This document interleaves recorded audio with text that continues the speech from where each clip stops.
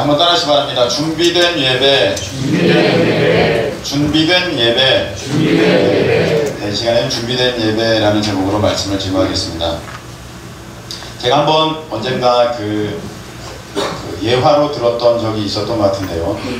그 UN이라고 하는 그 기구는 세계 여러 나라 정상들이 모여서 쉽게 해결할 수 없는 어떤 나라 간의 일들을, 분쟁들을, 또 중요한 것들을 결정짓는 아주 그런 역할들을 하는 세계의 큰 기구 가운데 하나입니다. 여러 나라가 모이다 보니까 거기에서는 자기가 어떤 종교를 가지고 있다 할지라도 그것을 내놓는 것은, 그것을 표하는 것은 금기시 되어 있습니다. 미국 대통령들은 그 미국에서 가끔씩 보면 연설할 때 찬송가를 부를 때도 있고, 오바마 대통령이 어메이징 그레이스 불렀던 적이 있지 않습니까? 그리고 트럼프도 하나님에 대해서 막 이렇게 연설하는, 연설 가운데 하나님을 드러내는 그런 것도 미국 대통령들이 그 자기네 나라에서 할 때는, 미국에서 할 때는 우리가 볼 수 있지만 유엔에서는 절대 금지입니다. 근데 그 유엔 기구 아래 여러 가지 산하단체들이 있는데 저는 그 속한 여러 가지 회의들이 있는데, 거기에 보면 안전보장이사회라고 하는 그런 중요한 결정들을 투표하는 그런 회의의 집합체가 있습니다. 그 투표함을 이제 갈게 되었을 때, 시간이 지났으니까 그 날 같지 않습니까? 철제함이었는데 그것을 갈게 되어서 그것을 이제 새로 바꾸려고 이제 분해를 하다 보니까 그 안에 이런 글귀가 있는 것을 보게 되었습니다. 하나님, 이 안전보장이사회에서 결정되는 모든 그런 결정들이 하나님의 뜻 가운데 결정되기를 원하고, 그래서 온 인류에 큰 유익이 되기를 원합니다. 라는 그 투표함 안에 아무도 몰랐던 자기의 종교를 드러낼 수 없었던 기관이니까 아무도 몰랐던 그런 내용이, 그것을 투표함을 바꾸려고 분해를 하다 보니까 그 안에 그런 기도문이 써여 있는 것을 그제서야 알게 되었습니다. 그리고 그것을 기록한 사람이 자기 이름을 거기다 적어놨습니다. 폴 안토니오. 그래서 이 사람이 누군가 한번 또 궁금해하는 사람들이 있지 않습니까? 폴 안토니오라는 사람이 이걸 써놨는데 이거 왜 그런가 했더니 그 투표함을 만든 대장장이에요. 철제 투표함을 만든. 근데 그분의 신앙이 굉장히 좋았어요. 그래서 이 자기가 만든 이 투표함이 그 UN 안에 들어가서 안전보장이사회 가운데 아주 중요한 결정을 할 때 그 안에 투표가 된다는 것을 그가 알고, 그가 그렇게 자기의 기도문을 그 안에다가 적어 놓은 것이죠. 하나님, 이 결정이 하나님 뜻 안에서 좋은 결정, 복된 결정이 되어져서 온 인류의 유익이 되는 그런 하나님의 계획과 섭리가 이루어지게 하여 주시옵소서. 그렇게 그 안에 자신의 기도문을 적어 놓은 것입니다. 그 중에 하나가 무엇입니까? 6.25 전쟁 때에 UN 연합군이 우리나라에 오게 된 것입니다. 그 투표를 통하여서 우리나라에 올 수 있도록 그렇게 되지 않습니까? 그때 소련이 참석하지 못하고 투표를 못하고, 그래서 우리나라가 그때 세계의 도움을 받고, 그래서 인천 상륙작전 들어오고, 그래서 이제 우리나라가 살게 되는 역사가 있는데, 이 에피소드를 들은 기자가 그것에 대해서 소개를 하면서 자기가 평하기를 이렇게 글을 적어놨습니다. 폴 안토니오는 어떻게 보면 작지만 자기의 기도를 통하여서 온 인류의 하나님의 뜻이 이루어지는데 큰 공헌을 한 것은 틀림없다. 그 기자가 그렇게 적어놨더라고요. 여러분, 미리 준비하는 것은 지혜로운 것입니까? 미련한 것입니까? 지혜로운 거예요. 미리 준비하는 것은 지혜로운 것입니다. 우리 인생에 대해서도 미리 준비하는 것은 참 지혜롭다고 할 수가 있겠습니다. 근데 그것을 또 하나님보다 앞서가서는 안 되겠죠. 그러나 하나님의 은혜 가운데 미리 준비하는 것은 참 중요한 것인데, 자, 이 폴 안토니오라는 사람이 자신의 기도문을 그 안에 미리 집어넣음으로 말미암아 하나님의 뜻이 이 땅에 이루어지는데 일조를 했다면, 여러분, 우리가 미리미리 기도하는 것은 우리의 앞으로의 인생을 준비하는 데 있어서 굉장히 중요한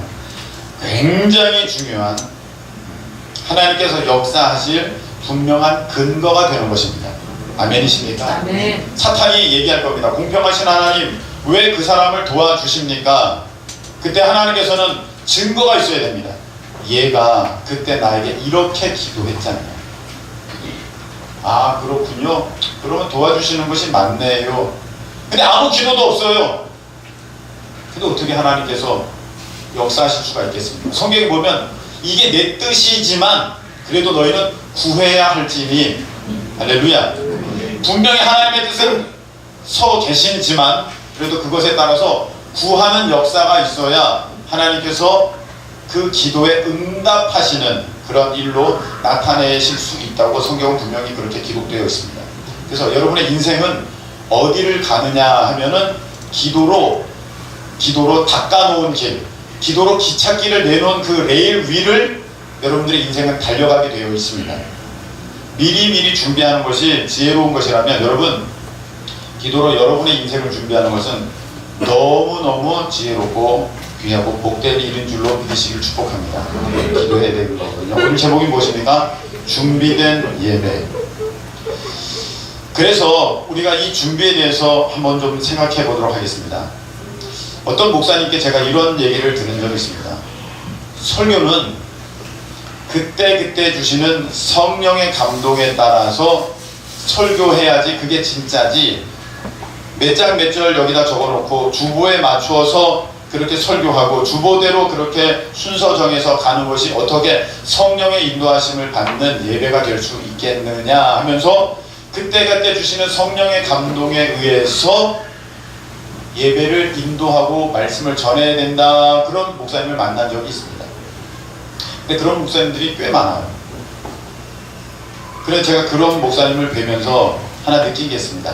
아, 성령의 인도하심을 받고 성령의 감동으로 그때 말씀을 전하고 예배를 인도해야 하는 것은 틀림없지만 아무 준비 없이 서는 것은 그것은 잘못된 것이다라는 것입니다.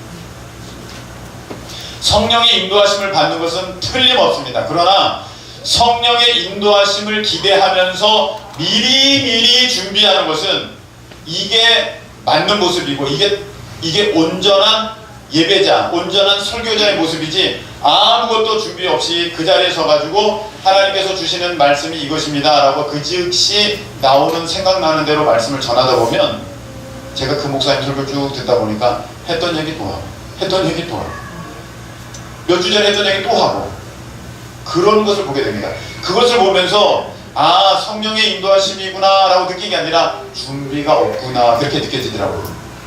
한 번은 그 목사님의 설교를 듣는데 그 목사님이 설교 가운데 큰 실수를 했어요. 너무너무 큰 실수를 했어요, 설교 가운데. 그래서 그냥 그렇게 넘어갔는데, 자, 이게 왜 이렇게 된 것입니까? 성령의 인도하심이 없는 게 아니라 그분이 미리 준비하지를 못하여서 성령의 인도하심을 따를 수가 없었던 것입니다. 자, 그래서 여러분, 예배를 미리 준비하는 것은 굉장히 아름답고 복된 모습인 줄로 믿으시기를 축복합니다. 설교도 마찬가지입니다. 하나님의 성령께서 인도하시는 대로 말씀을 전해야 하지만 그 인도하심을 놓고 미리 기도하면서 하나님, 내가 전해야 할 말씀이 무엇입니까? 할 때 하나님의 성령께서 미리 알려주시는 은혜도 있는 줄로 믿으시기를 축복합니다. 그때 돼서야만 하나님이 알려주시는 것이 아니라 그때를 위해서 기도하면 하나님이 미리 보여주시고 미리 알려주시고 미리 깨닫게 하시는 은혜가 있습니다. 그래서 이런 말씀 저런 말씀 미리 준비했다가 그날 주시는 감동에 의해서 그 말씀을 풀어놓을 때 하나님의 은혜의 역사도 있는 것이지, 그 즉시 서가지고 내가 오늘은 이 말씀을 해야겠네 하다 보면은 인간의 잘못된 모습이 드러날 수도 있습니다. 자, 그래서 말씀도 미리 준비해야 한다면 대표 기도도 미리 준비해야 됩니다. 아시겠습니까? 여러분, 이 하나님의 말씀이 무엇입니까? 이 하나님의 말씀은 하나님 들으라고 하는 게 아니에요. 설교가 하나님 들으라고 제가 하는 겁니까? 아니죠. 예배 가운데 하나님께서 우리에게 주시는 은혜의 방편이 있다면 그건 설교입니다. 우리가 기도도 올려드리는 것이고 찬양도 올려드리는 것이고 헌금도 올려드리는 것이지만 이 설교만큼은 하나님께로부터 우리 가운데 허락되어지는 하나님의 은혜의 통로, 은혜의 방편입니다. 할렐루야. 그 하나님의 말씀을 어떻게 감히 준비할 수 있겠습니까? 그런데 준비하는 것이 마땅한 이 설교자의 모습이라고 한다면, 여러분, 하나님 앞에 올려드리는 기도, 예배위원, 이분들은요 특별히 준비하셔야 됩니다. 기도를 잘하거나 못하거나 그걸 따지는 게 아닙니다. 기도문이 없으면 기도를 못하고 그런 걸 따지는 게 아닙니다. 아무리 유창하게 기도하신다 할지라도 여러분, 이 대표기도라는 건 무엇입니까? 우리 교회를 대표해서 하나님 앞에, 하나님 이렇게 감사드리고 이렇게 역사하시기를 우리가 구합니다 라고 대표로 기도하는 거예요. 굉장히 중요한 것입니다. 이것은 하나님 앞에 기도로 올려드리는 것이니까 사람 앞에 하는 거 아니죠. 대표기도는 사람 앞에 하는 겁니까? 아니에요. 하나님께 하는 거예요. 하나님께 하는 것이니까 10,000명 앞에 서 있든 1명 앞에 서 있든 하나님께 대한 것이니까 이 대표기도는 동일성을 갖는 것입니다. 모든 교회 아시겠습니까? 비록 10명이 모여있는 교회의 대표 기도로 자라할지라도 그분도 하나님께 기도하는 것이고, 지금 20,000명 교회의 대표 기도자라 할지라도 그분도 하나님 앞에 하는 것이니 그 동질성과 비중과 역량에 따른다면 그것은 하나님 앞에 하는 것이니 어느 차이를 둘 수가 있는 것이 아닙니다. 그런데 큰 교회에 있는 그 대표 기도자들 제가 얘기를 들었는데 그 3분 기도하는 걸 놓고 3시간을 기도한다고 합니다. 하나님, 제가 이 대표 기도의 순서를 맡았습니다. 어떻게 하면 좋습니까? 감히 우리 교회를 대표해서 하나님 앞에 감사를 올려드리고 영광을 올려드리고 하나님의 은혜를 구하는 이 순서, 이 자리를 맡았는데 제 힘으로는 할 수 없사오니 하나님이 붙들어 주시고 주여 내 입술을 주장하여 주셔서 하나님 앞에 온당한 기도를 올려드리는 역사가 있게 하여 주시옵소서. 이렇게 3시간 동안 준비하면서 기도하면서 그 설교, 그 기도문을 만든대요. 3분짜리 기도문. 자, 여러분, 그래서 우리 교회도요 이제는 기도문을 쓰셔야 됩니다. 기도문 점검은 전도사님이 해주실 거예요. 대표기도 맡으신 분들은 전도사님이 이렇게 됐습니다, 한번 봐주세요. 여러분들이 그 대신에 3분 기도를 위해서 집에서는, 교회에서는 미리 30분, 1시간 기도하셔서 그렇게 받으시고 점검 받으시고, 그 3분의 짧은 기도이지만 하나님 앞에 우리 교회를 대표해서 그 자리에 서서 기도하는 것이니 여러분들이 정성스럽게 준비해서 하나님 앞에 그렇게 기도할 수 있는 우리 대표 기도자분들이 되시기를 예수님의 이름으로 축복합니다. 그래서 목사님 저 빼주세요 그런 얘기는 하지 마세요. 여러분, 큰 교회 장로님들, 요번에 제가 그 군산에 있는 모 교회 그 여행 다니면서 거기에 있는 10분이 교회에서 오셨더라고요. 담임 목사님과 저번에 한 번 왔었고, 담임 목사님 이번에 안 오시고, 그때 오셨던 장로님이 또 이제 교우들을 데리고 이제 오신 거예요. 근데 자기 이제 섬기는 교회에 말씀을 주시는데, 우리 교회는 3,000명이 넘는 교회인데 대표 기도하는 장로님들이 정해져 있대요. 여러분, 대표 기도는요, 그래서 보통 큰 교회에서는 장로님들 아니면 목사님들만 대표 기도합니다. 이 처먹기 힘든 자리입니다. 교회를 대표해서 기도한다는 것. 그래서 그것을 굉장히 영광스럽게 여기면서 자기 기도 순번이 되면 그것을 미리미리 준비하면서 몇 주 전부터 그렇게 정성껏 준비를 한다는 거예요. 그 기도 3분 드리기 위해서. 그런 얘기를 장로님이 하시더라고요. 근데 우리 교회는 얼마나 좋습니까? 집사님까지 다 하시는 거예요. 굳이 그걸 이 영광스러운 자리 아닙니까? 교회를 대표해서 기도하는 그 자리에 나도 들어갈 수 있다는 거. 근데 저 빼주세요 하는 것은요, 그 얼마나 잘못된 것입니까? 떨리고 두려운 것은 누구나 마찬가지입니다. 근데 영광스러운 자리이니 한번 욕심을 내시고 용기를 내셔서 이렇게 잘 준비하셔서 전사님 이거 좀 살펴주세요 해가지고 떨리지만 떨리는 목소리로 할 때 더 은혜로운 거 아시죠? 너무 유창하게 하면요 맛이 없어요. 네, 떨리는 목소리지만 긴장된 목소리지만 간절하게 하나님 앞에 그렇게 올려드리면 하나님이 받으시는 거예요. 여러분 이렇게 썼다고 하나님이 안 받으실까요? 자, 어버이날에 자녀들이 편지를 썼어요. 엄마 고마워요. 아빠 고마워요. 그 의미 없는 거예요? 아니에요. 어떻게 보면 말로 하기 힘든 것을 잘 적어서 깊이 있는 마음의 얘기까지도 다 그곳에 기록되어 있는 거예요. 그래서 그런 마음으로 하나님 앞에 올려드릴 때 꼭 굳이 이거 없이 그냥 그 즉시 하는 것만 은혜롭다 이렇게 생각하지 마시고, 우리가 자녀들이 정성껏 쓴 편지가 나의 마음을 더 기쁘게 할 수 있듯이 미리미리 준비된 기도문이 하나님의 마음을 감동시킬 수 있는 은혜가 있다는 것을 여러분들이 알아주시기를 예수님의 이름으로 축복합니다. 대표 기도뿐만이겠습니까? 헌금 위원, 여러분 이 자리 노려야 됩니다. 이 자리 노려야 됩니다. 김우석 권사님 언제까지 하실 거예요? 이렇게 한 번씩 물어보셔야 돼요. 여러분 헌금이요. 자, 헌금이 어떤 겁니까? 헌금이라는 것은 사실 이 세상 살아가는 데 있어서 필요한 그 돈, 그리고 하나님께서 내게 주신 어떠한 소득, 삶의 형편, 그 모든 것이 사실은 헌금이라는 것에 담겨져 있는 거예요. 그 헌금을 드릴 때 그 내 마음도 드리고 내 믿음도 드리고 내 믿음의 증거, 내 사랑도 그 안에 있는 거예요. 어떻게 내 사랑을 돈으로 평가합니까? 목사님 그러실 수 있겠지만 이건 사실 그렇지 않습니까?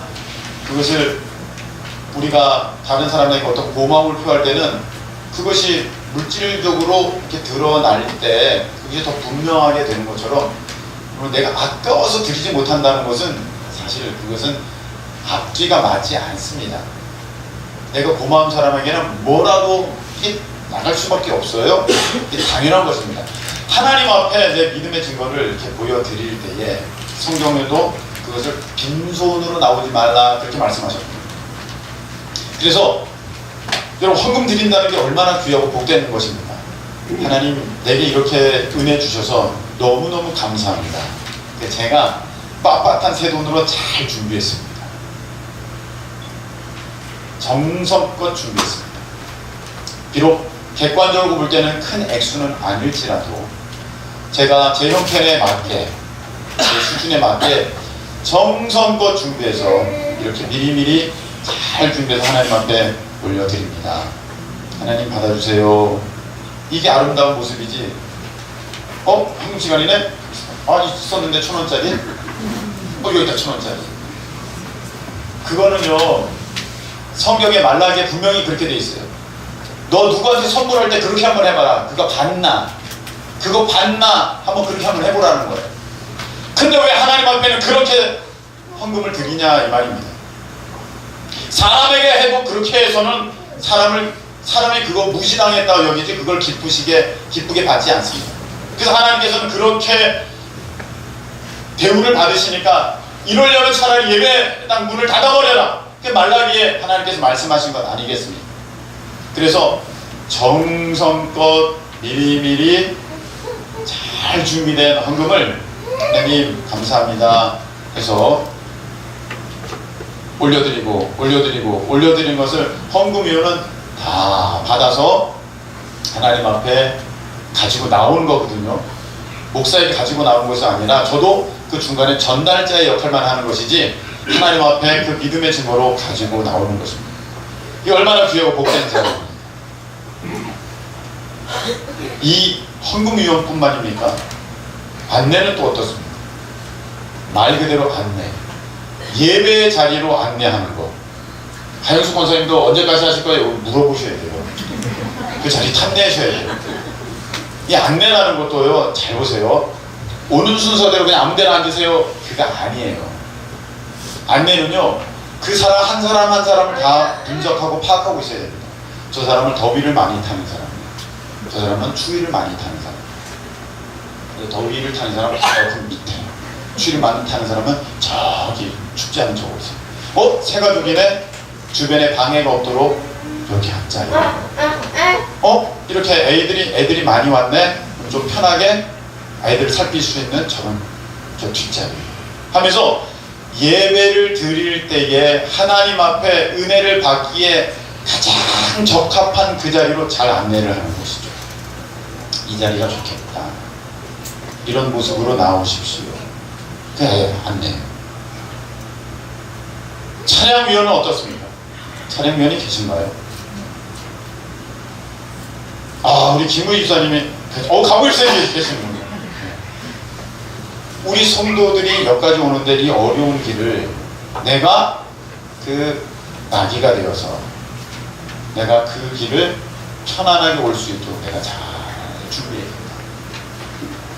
된다. 얼마나 귀합니까? 여러분, 그래서 예배는 내가 준비하면 준비할수록 더 은혜는 풍성하게 되는 것입니다. 아멘. 아멘이십니까? 아멘. 예배는 준비하면 준비할수록 그 은혜는 더 풍성하게 되는 거예요. 여러분, 선물을 받을 때도 선물을 줄 때도 준비하는 거잖아요. 미리. 아니에요? 미리 준비하는 거잖아요. 많이 준비된 정성이 있는 선물일수록 그걸 귀하게 또 여겨요. 우리 하나님 앞에 어떻게 보면 일주일에 한 번 드리는 예배일 수도 있어요. 어떤 분에게는 잘 준비해서 하나님 앞에 주님 앞에 드리는 나의 최고의 드릴 수 있는 가장 좋은 것입니다. 예배가 그거거든요. 내가 하나님 앞에 드릴 수 있는 내 모든 것을 다 통해서 하나님 앞에 드릴 수 있는 가장 귀한 게 뭐냐면 예배예요. 그래서 그 잘 준비된 예배를 하나님 앞에 올려드리면 하나님이 그래, 고맙다. 그 예배를 받는 것이 바로 이 순간입니다. 할렐루야. 아멘. 준비된 예배가 그래서 귀하고 귀한 것입니다. 그냥 예배 시간이나 가자 이렇게 오지 마세요. 준비된 예배는 미리 오셔야 돼요. 여러분, 영화관 시작하고 가는 사람들 잘 보지 못했습니다. 영화 시작하고 보통 30분 전에 오셔서 팝콘도 사고 콜라도 사면서 미리 기대하는 마음을 가지고 얼마나 재밌을까. 광고까지 다 보면서 그 자리에 앉아서 거룩한 마음으로 영화를 기다리는 것처럼. 예배는 더 해야 되는 건 아니겠습니까? 기다리는 마음으로. 말씀 오늘 주보가 다 있으니까 오늘 이 말씀이 있구나. 내가 먼저 한번 읽어보고 이해를 돕기 위해서 먼저 한번 살펴보고, 그리고 찬양도 어렵더라도 따라 불러보면서 나도 언젠가는 익숙하게 저렇게 한번 잘 불러볼 수 있겠구나. 그 준비된 모습으로 그렇게 나가는 것은 매우 중요합니다. 여러분, 오늘 다윗의 모습을 보게 됩니다. 다윗은 하나님 앞에 성전을 지으려고 안달난 사람이에요. 하나님, 제가 하나님 성전을 짓고 싶습니다. 그랬는데 하나님께서 다윗에게 말씀하시기를, 다윗아, 너는 전쟁터에서 피를 너무 많이 흘렸기 때문에 너는 짓지 못해. 그 대신에 너 아들이 지을 거야. 너의 아들이 지을 거야. 그러니까 너는 못 짓는다. 그렇게 했습니다. 그러면 보통 같으면 지으려고 그랬는데 어쩔 수 없지. 하나님 짓지 말라니까 내 아들 솔로몬이 짓겠지. 그러고 넘어갈 텐데 오늘 말씀을 보면 다윗이 이렇게 되어 있습니다. 다윗이 이르되 내 아들 솔로몬은 아직 어리고 미숙하여서 여호와를 위하여 건축할 성전은 극히 웅장하고 만국의 명성과 영광이 있게 하여야 되는데, 그래서 내가 그것을 위하여 어떡하리라? 준비하리라. 그리고 죽기까지 적게 준비했어요? 많이 준비했어요? 많이 준비했어요. 죽기까지. 자, 너는 성전을 짓지 못할 거야. 하나님 말씀하셨어요. 그런데 그래요? 다윗이 손 놓고 있은 게 아니에요. 알겠습니다. 제 아들이 질 거죠. 그러나 제가 준비하겠습니다. 죽을 때까지 준비를 많이 했어요. 여러분, 사실 그 솔로몬이 예루살렘 성전을 짓고 하나님의 영광이 그 예루살렘 성전에 가득하게 되었을 때에 하늘의 하늘이라도 하나님을 모실 수 없는데 하나님이 이곳에 계신다는 그것에 솔로몬은 굉장히 감동했습니다. 자, 그런데 말입니다. 하나님이 그 예루살렘 성전을 받으실 때 솔로몬 때문에 받으셨을까요? 다윗 때문에 받으셨을까요? 이거 잘 보세요. 우리가 꼭 그렇다 그럴 수는 없지만 아니라 할 수도 없는 게 솔로몬이 나중에 잘못했음에도 불구하고 너 아버지 다윗 때문에 너 왕위는 내가 유지시켜 줄게 그랬거든요. 솔로몬의 문제가 아니라 다윗의 연관이 되어 있다는 것입니다. 솔로몬의 삶이.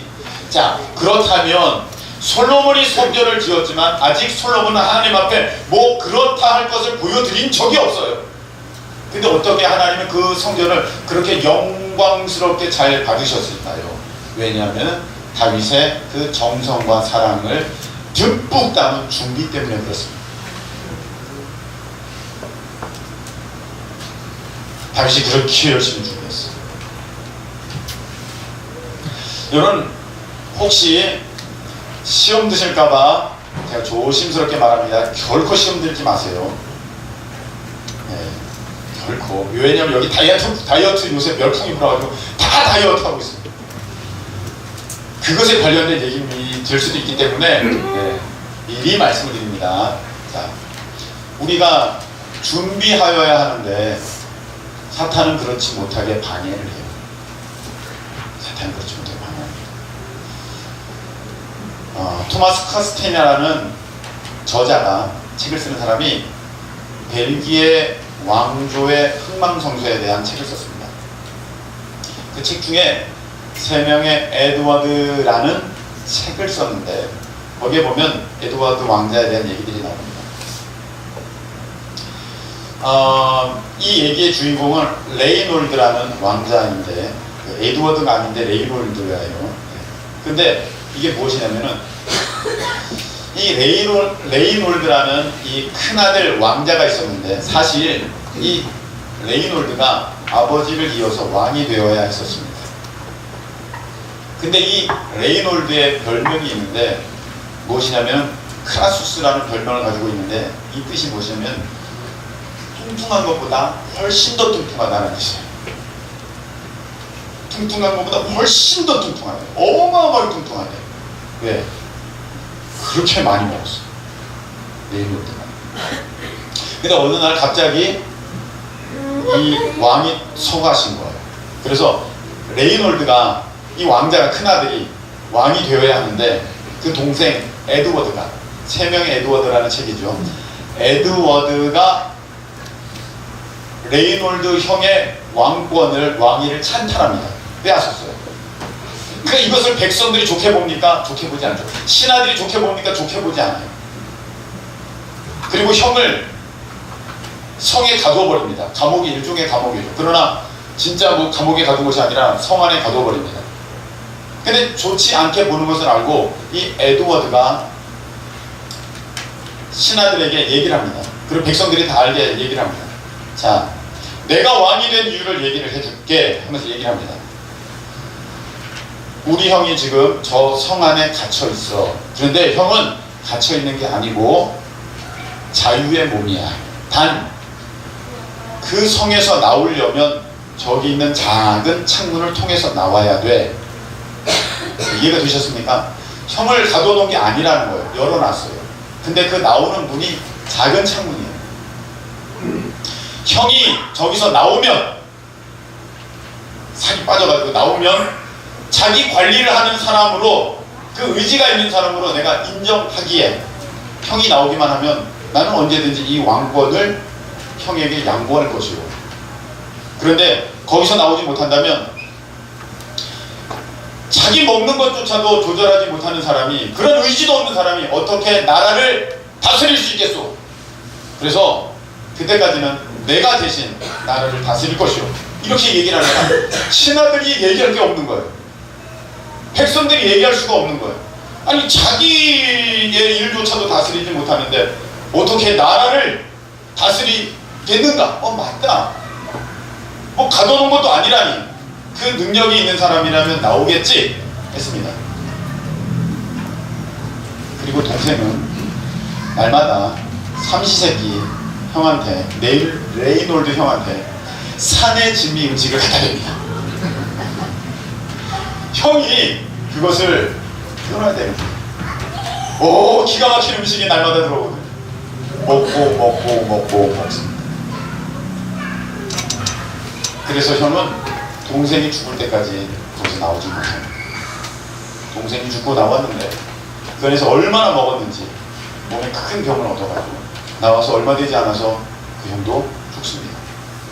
이것이 벨기에 왕가에 실제로 있었던 역사적 사실입니다. 여기서 단지 저는 이 먹는 것에 대해서만 얘기를 했습니다만 이건 한 예이기 때문에 제가 말씀을 드린 거고, 사탄 마귀는요 얼마나 우리에게 그렇게 먹는 것으로 유혹하고 하듯이 얼마나 많이 나에게 내가 넘어갈 만한 것들로 나를 유혹하는지 모릅니다. 그래서 미리미리 준비를 못하게 만들고 자기 관리를 못하게 만듭니다. 여러분 저는요 이렇게 뭐 인천 워십 페스티벌이나 아니면 부흥회나 이렇게 말씀을 전해야 되는 상황이 몇 달 전에 준비가 되면 미리미리 설교 준비해야 되는 것이 당연하잖아요. 그렇죠? 아닌가요? 미리미리 설교 준비해야 되죠. 그런데요 그게 잘 안 돼요. 그때마다 일이 있어요. 그때마다 꼭 해야 할 뭔가가 생겨요. 사탄의 방해들이 있어요. 그리고 내가 넘어갈 만한 유혹받을 만한 그런 것들로 그렇게 자꾸 채워요. 여러분 내가 기도자가 되려면, 기도하는 사람이 되려면 밤에 일찍 자야 돼요. 새벽 기도 나오잖아요. 사탄은요 재밌는 걸 꼭 밤에 놔둬요. 그거 꼭 봐야 돼. 이거 끌어야 되는데 근데 레이놀처럼 계속 먹는 거야. 거기 나가기만 하면 자기는 왕이 될 수 있는데 못 나가. 그걸 못 끊어서 사탄은 계속 그걸 유혹을 해요. 요것만 끊으면 내가 되는데, 내가 요것만 멀리하면 되는데, 내가 요것만 조절하면 되는데, 사탄은요 계속 그거를 해요. 그게 드라마가 됐든 영화가 됐든 먹을 것이 됐든 놀러 다니는 것이 됐든 어떤 사람들과의 모가가 됐든 계속 끊임없이 그걸 주는 거예요. 내가 못 끊게 만드는 거예요. 그래서 이상하게 주일만 되면 너무 피곤해요. 미리미리 준비하고자 하는 마음은 있는데 너무 피곤해. 왜? 어제 너무 늦게 잤거든. 새벽 2시에 잤으니까 주일이 피곤하죠. 주일은 진짜 너무 피곤해. 맨날 이러고 아침에 일어나. 이 오직 준비된 예배가 될 수가 있겠습니까? 미리미리 준비해야 되면 이겨내야 돼요. 사탄 마귀는요 그걸 못하게 만들어요. 미리미리 준비하면요 하나님께서 아주 영광을 받으시면, 여러분 예배 한 번이면 인생이 변화됩니다.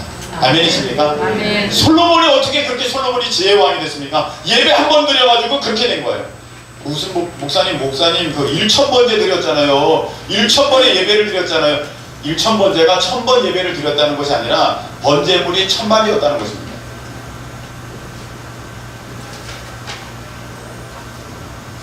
예배 한번 잘 드려가지고 솔로몬 되었습니다. 여러분 우리가 매번 예배를 정성을 다해서 준비해낸 마음으로 그렇게 예배를 드린다면 하나님께서 그 예배를 기쁘게 받으시는 그 순간, 거기가 베델이 되는 그 순간, 그곳이 분열이 되는 그 순간, 여러분 우리는 변화되어질 줄로 믿습니다. 아멘. 인생이 달라지는 거예요. 아멘. 사탄은 그걸 못하게 만들려고 계속 유혹해요. 목사님 저도 그렇게 하고 싶어요. 저도 그렇게 미리미리 준비하고 싶은데 제가 오죽 바쁘지 않겠습니까? 너무 바빠요. 힘들어요. 근데 다윗의 이 고백을 한번 보시기 바랍니다. 오늘 역대상 22장 14절의 말씀을 한번 보시기 바랍니다.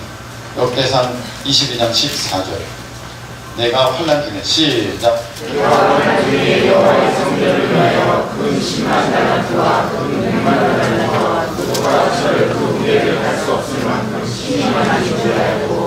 제목과 나도 준비하였으나 너는 더할 것이며. 아멘. 자, 다윗이 준비했는데 아유 나도 다윗 왕이면 왕이면 나도 많이 준비할 거야. 그렇게 할 수 있어. 아니에요. 다윗이 이렇게 얘기합니다. 환난 중에 많이 준비했대요. 그것을 잘 우리가 알 수는 없습니다. 여기서 다 설명할 수는 없습니다만 다윗이 준비한 것은 평안함 가운데 만만한 가운데 그렇게 준비한 것이 아니라 자기가 환난 가운데 그렇게 준비했다는 것입니다. 뿐만 아니라 솔로몬에게 그렇게 얘기합니다. 내가 어마어마하게 많이 준비했지만 너는 거기에다 더 해라. 부족하다. 더 해라. 더 준비해라. 그게 다윗이었어요. 이런 말씀을 맺겠습니다. 다윗은요 하나님 앞에 나아갈 때에 그냥 그렇게 얼렁뚱땅 되는 대로 대충대충 그렇게 나가지 않았습니다. 다윗은 하나님의 영광에 합당한 것을 나타내드리기 위해서 자기의 최선을 다해서 준비하면서 그렇게 나아갔는데 그 준비한 과정은 쉽지 않는 환난 가운데서도 다윗은 그렇게 준비했다는 것입니다. 하나님이 그것을 기쁘게 받으셨고 하나님께서는 다윗뿐만 아니라 그 아들 솔로몬에게까지 하나님의 놀라운 은총을 허락하여 주셨습니다. 여러분 우리 예배는 사람에게 보여드리는 것이 아니라 하나님께 드려지는 예배입니다. 아멘. 그 영광에 걸맞게 하나님의 그 지위에 걸맞게 우리가 준비하여 하나님 앞에 나아갈 때 우리 하나님께서는 그 예배를 기쁘게 받으시고 그에 합당한 큰 은혜를 우리에게 내려주실 줄로 믿습니다. 아멘.